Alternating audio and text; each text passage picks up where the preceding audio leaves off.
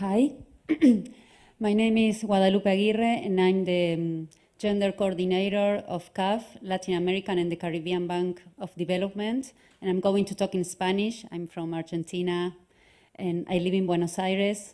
I understand English, I understand Portuguese, but it's a little bit rusty for me to talk in other language. So thank you, Maca, thank you, Percival, for having me today, and let me introduce you to why gender is important for urban security and for urban planning as well. So I'm starting in Spanish now. Entonces, voy a complementarme las presentaciones anteriores de los keynote speakers que me parecieron muy importantes para introducir el tema, y esto es como la otra cara de la moneda, ¿no? A las cuestiones de seguridad, al diseño urbano, a la planificación urbana. ¿Por qué incorporarle lo que nosotras llamamos, cuando hablamos de género, los lentes de género? Una mirada complementaria de la, digamos, más tradicional en términos de diseño urbano y también de políticas de seguridad. Nosotros en CAF trabajamos en toda la región, estamos en 21 países, en Latinoamérica, el Caribe, en España y Portugal, así que esta es también una mirada regional que intentamos llevar adelante desde la coordinación de género. Y como bien Maca comentó, estamos trabajando aquí en Brasil. Acá veo a uno de los muchachos que está de Fortaleza, que está llevando adelante este proyecto. Estamos en tres ciudades de Ceará, llevando adelante CEPTED con mirada de género. Pero bueno, ¿de qué hablamos finalmente cuando hablamos de género? Tenemos el tiempo acotado, así que no voy a hacer las preguntas, recolectar, pero básicamente pensamos en que hablamos de mujeres, ¿no? Una respuesta típica sería: estamos hablando de mujeres. No es incorrecto, pero es un poquitito más que eso, digamos. Porque todos nacemos con un sexo, nos asignan un sexo al nacer. Voy a adelantar, creo que es ahí está.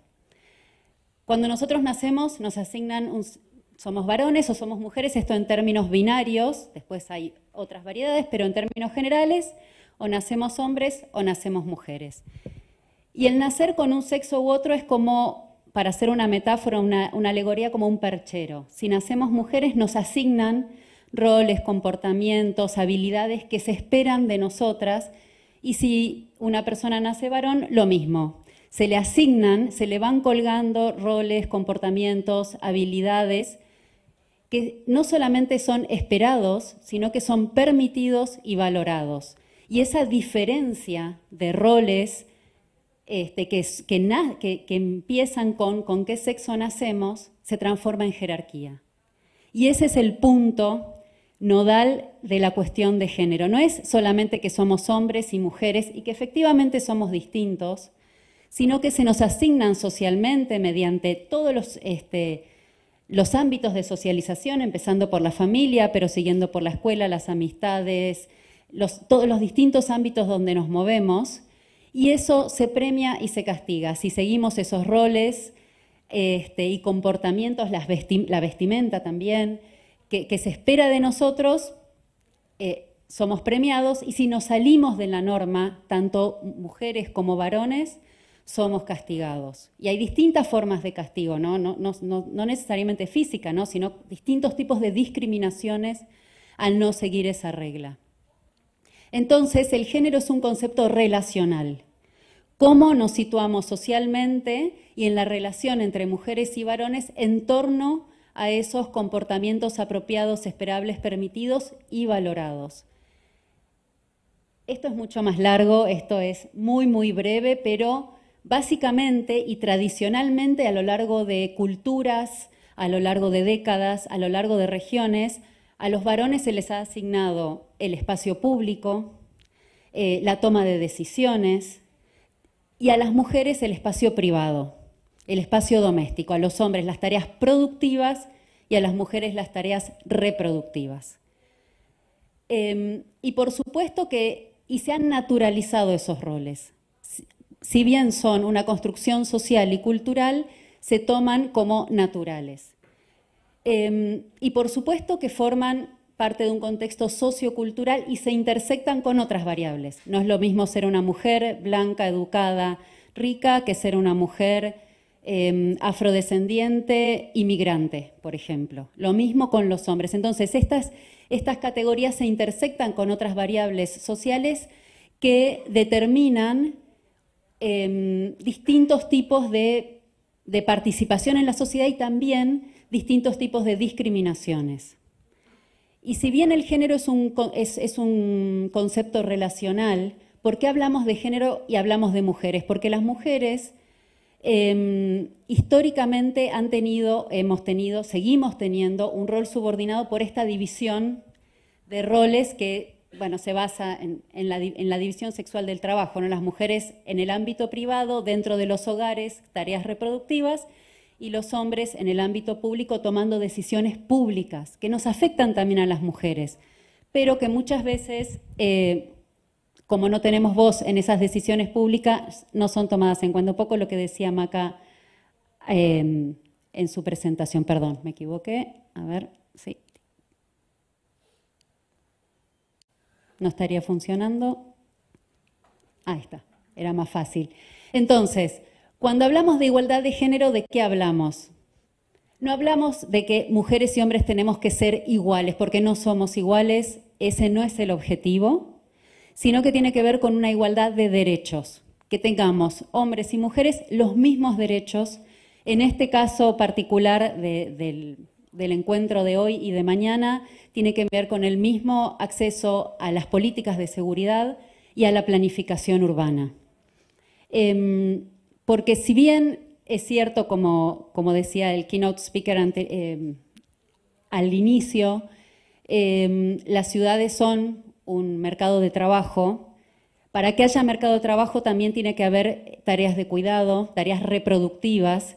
Entonces las ciudades también tienen que estar planificadas, no solamente para poder ir al trabajo, sino para que esas tareas reproductivas se puedan realizar y que las personas que las desarrollan, que son desproporcionadamente mujeres, las puedan desarrollar en condiciones de dignidad y de acceso, ¿no? Porque si no tenemos acceso a un hospital, a la escuela, al supermercado, a la farmacia o al supermercado, al mercado, etcétera, ahí también hay un gap que en general que tradicionalmente, vamos a decir así, no se ha tenido en cuenta para el diseño urbano y eso impacta fuertemente en las condiciones de seguridad. Entonces, para volver a la igualdad de género, también es importante recalcar que no es un asunto de mujeres, sino que es un asunto de la sociedad entera, porque finalmente es una cuestión de derechos humanos y de derechos humanos muy básicos, empezando por el derecho a la vida y a una vida digna. Entonces, ya lo adelanté un poquito, pero básicamente el espacio público, por esta división sexual del trabajo, donde tradicionalmente los hombres han tomado las decisiones públicas para la sociedad entera en toda su diversidad, no ha tenido en cuenta esta diferenciación, estas diferentes necesidades de mujeres y de varones. He puesto en términos muy simples, porque también hay otros grupos poblacionales que han sido históricamente discriminados en torno a la planificación urbana y a las cuestiones de seguridad, a las políticas de seguridad más tradicionales. Niños, niñas, adultos mayores, personas con discapacidad, etc. Pero básicamente, y hay una gran diferencia en la planificación de las ciudades y en la vivencia, como decía Macarena antes, del espacio público para hombres y mujeres. En general, las políticas de seguridad toman los datos, lo que se llaman, voy a repetir lo que dijo Maca, los datos objetivos. Y los datos objetivos relacionados con los códigos penales de nuestros países, ¿no? Lo que se puede penar, robo, hurto, homicidio, etc. Las políticas de seguridad en general no tienen en cuenta la percepción de inseguridad, ni de hombres ni de mujeres, pero especialmente de las mujeres. Porque en el espacio público hay muchos estudios que lo muestran.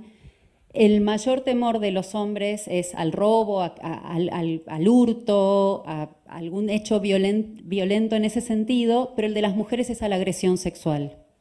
Y eso es muy distinto a la hora de planear una política de seguridad, una intervención urbana para prevenir y para abordar esas cuestiones. No es lo mismo prevenir, disuadir un robo que una agresión sexual.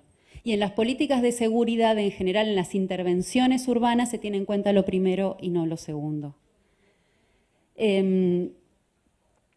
Y esa cuestión de no planificar, de no tener estos lentes de género, no de no planificar, de no ponerse los lentes de género, finalmente es una de las principales barreras que hacen que las mujeres no tengan el mismo acceso a la ciudad que los varones, no podamos ejercer el derecho a la ciudad de la misma manera que los varones, viéndose limitado ese derecho de múltiples maneras. Porque al diseñar los espacios públicos se tiene a una persona en mente, hay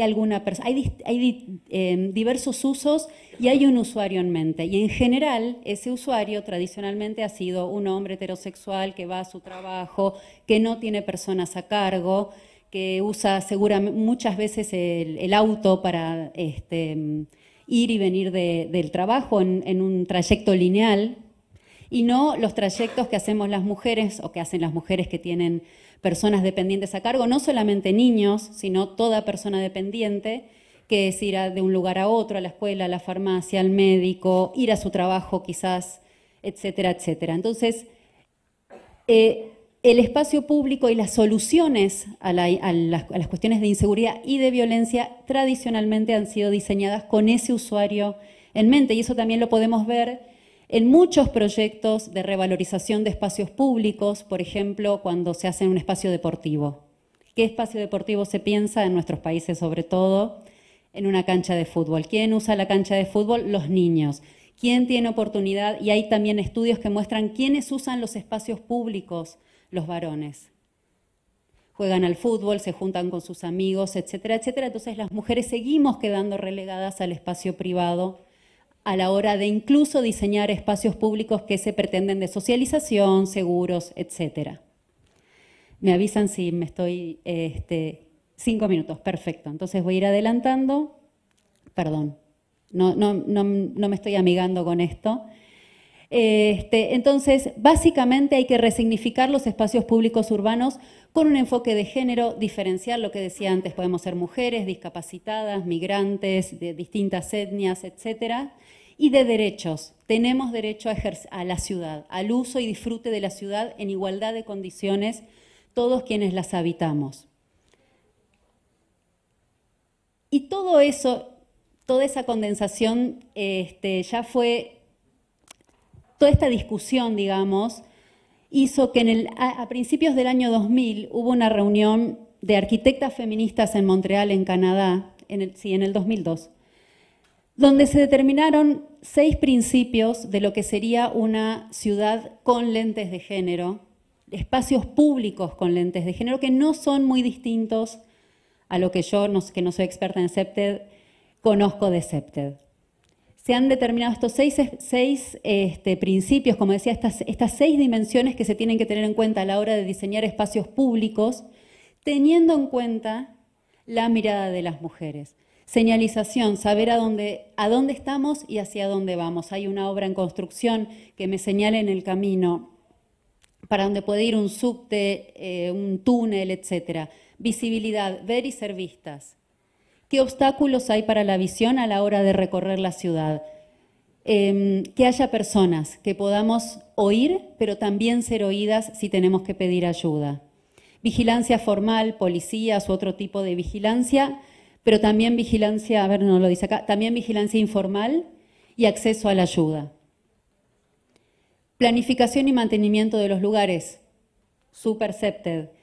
Vivir en un ambiente, en un espacio público limpio, arreglado, bien mantenido, etcétera, y por supuesto la participación de la comunidad. ¿Cómo es un espacio seguro en nuestros barrios, en nuestras comunidades? ¿Qué usos y qué necesidades hay para su uso? Tiene que ver con la participación comunitaria. Una participación comunitaria que incluya a las mujeres, en este caso, pero también a otros grupos poblacionales como los niños, personas con discapacidad, personas de la tercera edad, etc. De todas formas, la mirada de género es beneficiosa para todos los grupos poblacionales. Las mujeres, bueno, por nuestros roles tradicionales, etcétera, etcétera, etcétera, tendemos a pensar no solamente en nosotras, sino en las personas generalmente dependientes con las que convivimos o a las que atendemos. Entonces, ¿qué hace CAF con todo esto? Les traje un caso en Colombia. CAF tiene bastante trabajo sobre movilidad y género y ha hecho distintos estudios de movilidad en varias ciudades de Latinoamérica.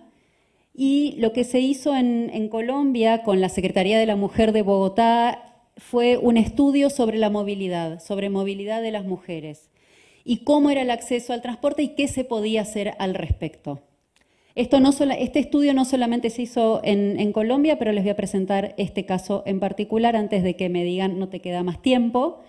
Este era en 2017 el diagnóstico en Bogotá de la seguridad de las mujeres y las niñas al viajar. 9 de cada 10 mujeres se sentían inseguras en el espacio público en Bogotá.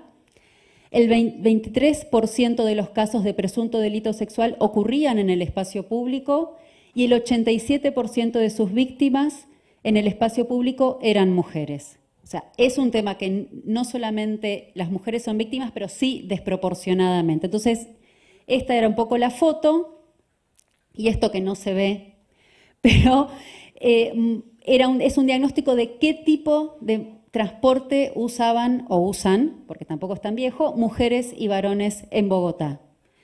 El transporte público mayor, que son el primero y el segundo, muchas más mujeres, a ver, creo que se puede señalar ahí, bueno, no se puede, usaban muchas más mujeres transporte público que varones. También más taxis, mujeres que varones, los hombres mucha más bicicleta, auto privado. Esto a grandes rasgos. Entonces ahí ya hay una diferencia.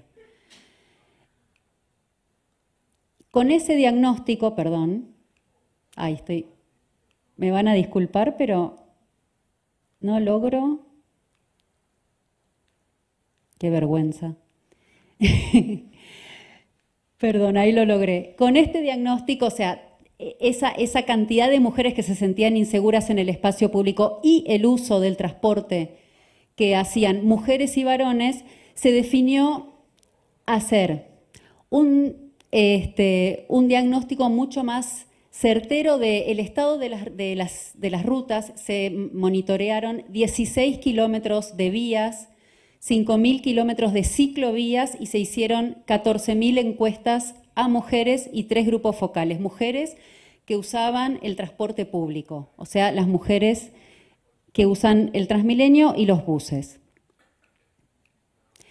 Y se mapearon estas 8 dimensiones: la iluminación, la visibilidad, quién me ve y qué veo, la cantidad de personas que circulaban cercanas a las estaciones de transporte público, la presencia de seguridad, el estado de los caminos, la cercanía del transporte público y la diversidad de personas que había ahí. Se hizo con una app que se llama Safety Pin, que fue desarrollada en la India, además de las encuestas que les mencioné y los grupos focales. Entonces se tuvo un claro diagnóstico que acá está. Este era el estado para las 8 dimensiones en las ciclovías y en las vías. Como ven, poca presencia de personas, poca seguridad, más o menos 49% de visibilidad en las ciclovías, más o menos, poca cantidad de personas en las ciclovías, 5% de seguridad en las vías, iluminación estaba bien en las carreteras, poca presencia mixta de personas, etc. Entonces, con estas 8 dimensiones se pudo tener un mapeo de las principales vías y ciclovías de Bogotá, en las 8 dimensiones que les mostré, que tienen que ver con los principios feministas que mostré antes. Y además, las encuestas y la percepción de seguridad. 3 minutes. Ok, ya termino.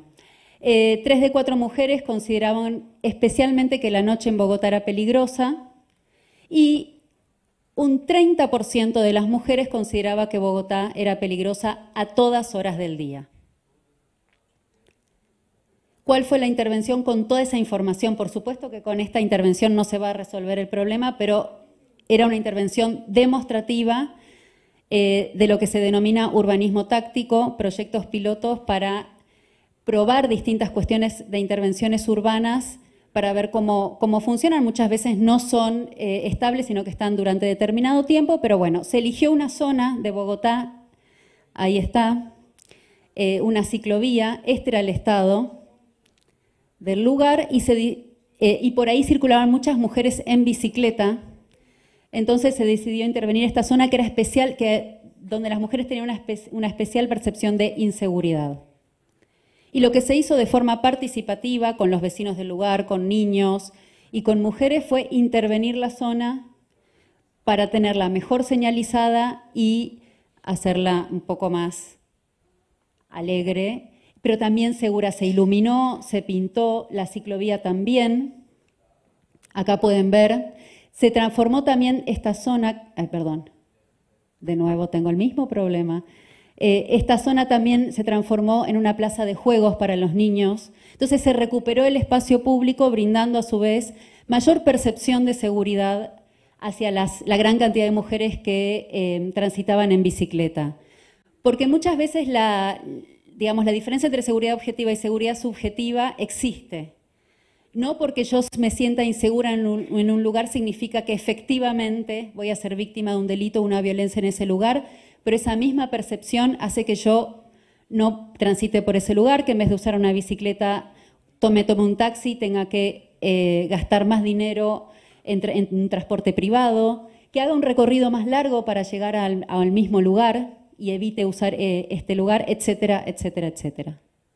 Entonces, como ven, se transformó también en un espacio de juegos para los niños de la zona y terminó todo este proyecto en un manual de replicabilidad de esta experiencia, que es del 2019, es un manual de urbanismo táctico donde está compilada toda la experiencia y hay una guía con herramientas concretas para replicarlo. Ahí yo traje unas copias de la guía en portugués, después te las doy, Maca. Pero básicamente, ¿cuáles fueron las lecciones aprendidas de este proyecto? Ya lo dije, pero lo vuelvo a repetir, no es menor. La percepción de la inseguridad y la ocurrencia efectiva de los delitos y la violencia tienen la misma importancia. Cuando se mapea un territorio es importante mapear las dos cosas y preguntarle a todas las personas. En los espacios de participación hay que tener en cuenta a la diversidad de grupos poblacionales que viven en el territorio, acomodar horarios, en ocasiones se ponen personas que cuiden a niños, niñas para que las mujeres puedan participar, pensar distintas estrategias para que sean efectivamente representativos de la población. La colecta de datos objetivos sobre las condiciones urbanas y su incidencia en la seguridad nos permite realizar acciones concretas, pertinentes y con resultados. De nuevo, este tipo de intervenciones no es un asunto de mujeres, sino que beneficia a toda la comunidad, especialmente a los grupos que históricamente han sido marginados o no tenidos en cuenta en la planificación urbana. Y una cuestión muy importante también que se muestra acá en este proyecto, pero también en otros lugares, es que el miedo y la percepción de inseguridad se transmite de generación en generación, especialmente de las madres hacia sus hijas. Entonces también hay que pensar en esta cuestión, cómo vamos desarmando esa reproducción intergeneracional del miedo. Primero con intervenciones concretas, por supuesto, y teniendo en cuenta a las mujeres y las niñas, pero también hay todo un trabajo que hacer no solamente con ellas, sino con todos los decisores de políticas públicas en ese sentido. No, y esto ya lo voy a pasar para el que le interese. Esa es nuestra estrategia de género, así que muchísimas gracias y creo que estoy en tiempo.